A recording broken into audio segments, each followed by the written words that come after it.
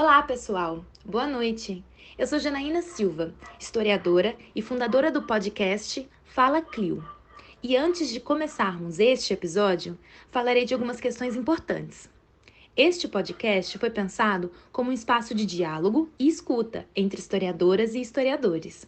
No Fala Clio, conversaremos sobre histórias, pesquisas científicas, trajetórias acadêmicas, perspectivas teóricas, metodológicas, conceituais e cotidianos da profissão, de maneira humana e leve. E para que esta iniciativa prospere, o Fala Clio precisa de você. Curta, comente e compartilhe. Agora, aproveite este episódio. O convidado de hoje é Lúcio Fábios Benjá Jacob Gomes. Ele cursou graduação em licenciatura em História pela Universidade Federal de Goiás, além de ser mestre pela mesma instituição, na linha de pesquisa Poder, Sertão e Identidades. Cursa doutorado nessa mesma linha de pesquisa no PPGH-UFG e realiza pesquisas nas seguintes áreas: história urbana, história da cidade e sociologia da vida cotidiana. Além disso, é fã de música clássica, rock, jazz, blues, folk e brasileira em geral. Gosta de viajar, de poesia, de café, andar de bicicleta, torcer para o Goiânia Esporte Clube e jogar futebol. Muito obrigada por ter aceito o convite, Lúcius, e será um prazer conversar com você hoje. Como a história entrou em sua vida? Olá, Janaína, tudo bom? Primeiro, queria te dar os parabéns pelo projeto do Fala Clio, né? Muito bacana seu projeto. Sobre essa primeira questão, eu me interessei por história, basicamente por conta dos professores de história mesmo na escola, né? Foi uma grande influência para mim, né? Eu imagino que muita gente que escolheu ser historiador, historiadora, tem esse diagnóstico de que os professores foram uma grande influência. Enfim, achava muito bonita a atuação dos professores, achava que a aula de história tinha uma coisa mais complexa em relação às outras matérias, até de ciências humanas, assim, os detalhes do tempo, do espaço, o interesse por outras culturas, etc. Então isso foi o que me motivou. Talvez uma outra influência seja que meu pai, eu sempre vi ele lendo, ele às vezes, assim, sempre vi eu lendo alguma coisa, né? Algum livro e por aí vai. E talvez minha irmã também, ser funcionária pública, né, da área do direito, foi uma influência também que tem a ver com livros, passado e por aí vai, tá? Mas no primeiro momento as influências foram essas, ok? Quais são as temáticas de seu interesse? Então, sobre as minhas áreas de atuação, de pesquisa, acho que a grande área que eu me interesso é a de história urbana, né, o que é também muito chamada de história das cidades e tal. A gente vem chamando de história urbana por conta da interdisciplinaridade da área, né? Sempre um laço, uma mistura aí com geografia, sociologia urbana, antropologia urbana, arquitetura e urbanismo e por aí vai, né? Ciências sociais enquanto tal. E ao mesmo tempo gosto também de uma área que não necessariamente é da história, né? Seria uma área na história que seria mais próxima ali da história social, mas me interesso muito por sociologia da vida cotidiana, né? Então tem um autor específico que eu estudo francês chamado Henri Lefebvre, né, que tem estudos sobre a vida cotidiana, com destaque aí para o livro Critique of Everyday Life, né, crítica da vida cotidiana. E o autor no Brasil, né, que desenvolve pesquisas sobre ele, né, já é há muitos anos o José de Souza Martins, mas outros também, como a professora Fraia Freze, e por aí vai. Então, no primeiro momento, seria uma mistura de história urbana, história das cidades, com história social ou sociologia da vida cotidiana, né?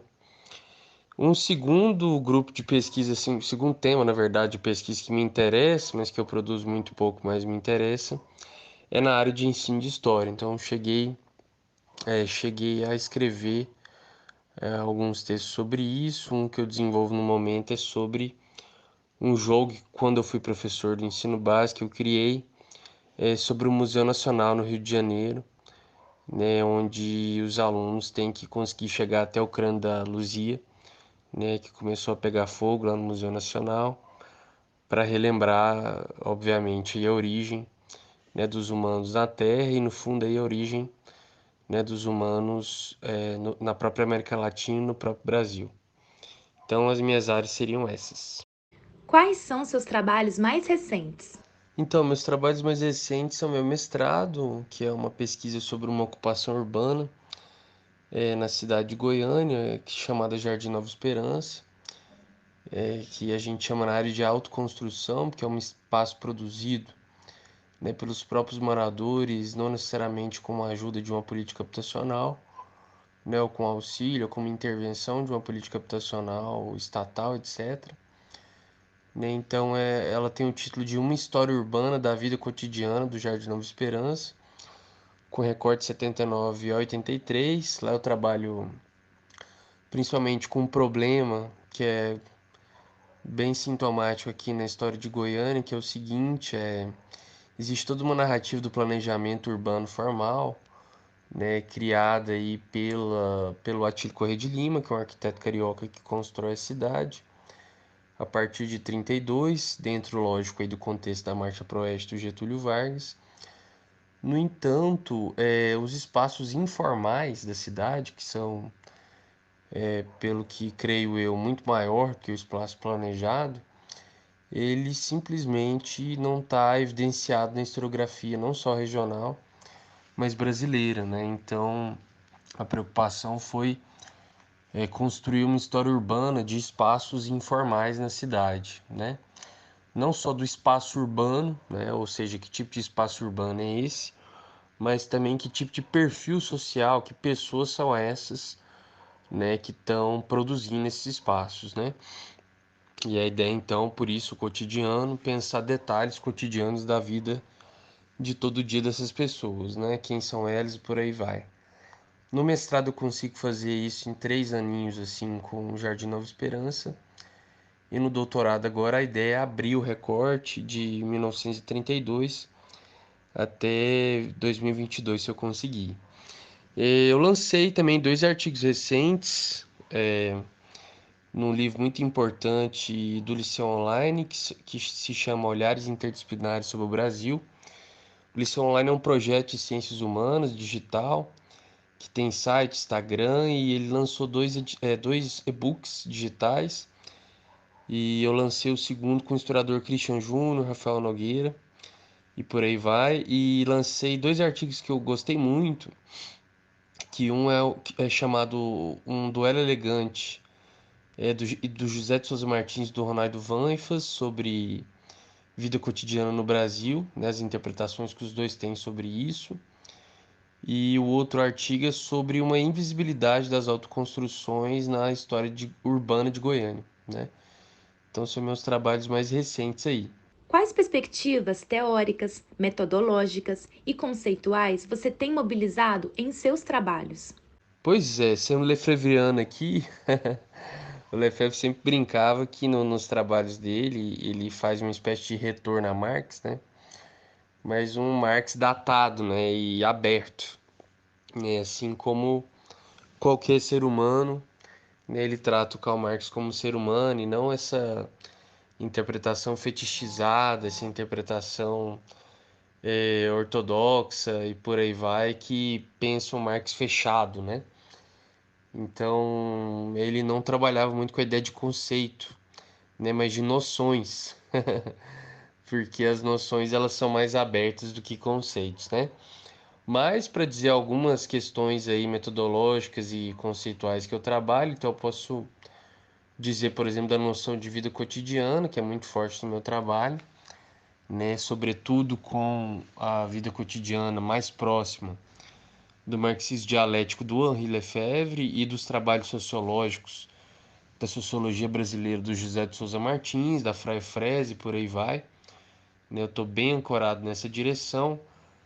Outra noção que para mim é importante de informalidade urbana, que eu posso citar aqui o historiador Rafael Soares Gonçalves, da PUC do Rio, né, que é uma influência muito forte para mim, em toda a historiografia carioca, né, paulista e por aí vai, no que tange a historiografia na história urbana, mas não só, do Nordeste também, e por aí vai, né, que eu venho aprendendo cada dia. Outros autores teóricos importantes, vamos dizer aí, ó, é o Rafael Soares Gonçalves mesmo, eu posso citar, que é uma referência importante para mim no Rio de Janeiro, tá? Dentre outros, mas vou focar nesses três aí, com você, nesses quatro, né? Então, Fraia Frese, José de Souza Martins, Henri Lefebvre e Rafael Soares Gonçalves são minhas principais, assim, âncoras teóricas para minha pesquisa nesse momento, para minha pesquisa, né? Agora um bate-bola, jogo rápido e respostas curtas. Um momento especial. É um acontecimento marcante comigo, no curso de História. Um deles, mas que me marcou bastante, foi uma palestra, na verdade, um sociólogo, mas foi na Faculdade de História, do José de Souza Martins, professor aposentado da USP. Ele fez uma palestra que chamava Não Jogue a Sua Biografia Fora, pois ela pode lhe ser útil na ciência. E essa palestra mexeu muito comigo porque eu estava um pouco em crise no curso, no final do curso. Se eu ia me tornar professor mesmo, ou pesquisador, ou os dois ao mesmo tempo.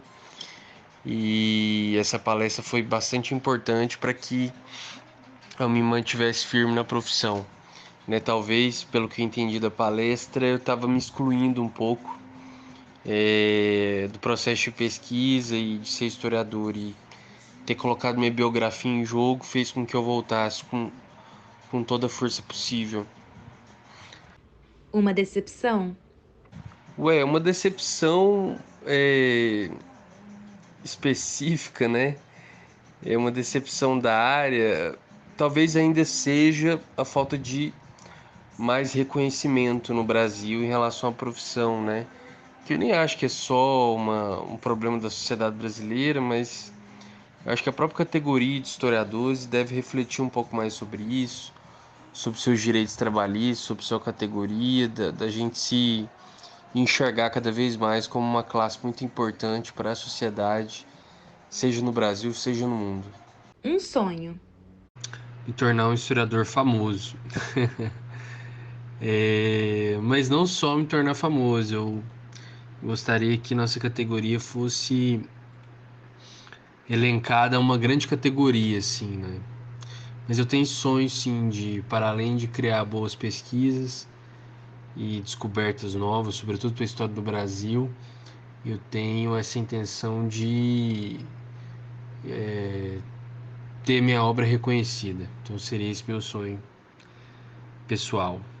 Um professor ou professora marcante?